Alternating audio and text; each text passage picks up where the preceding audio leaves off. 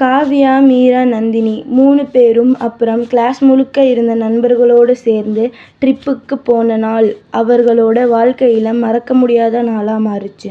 ட்ரிப்பில் மலை, அருவி, பச்சை பசேல் புல்வெளிகள், ஃபோட்டோஸ், சிரிப்பு.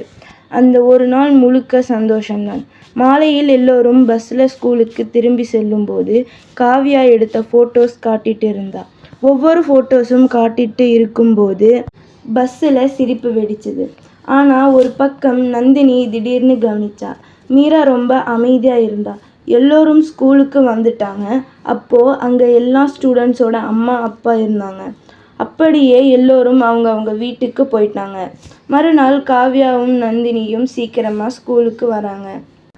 அப்போது நந்தினி காவ்யா கிட்ட சொல்கிறா, பஸ்ஸில் மீரா அமைதியாக இருந்தான்னு சொன்னா.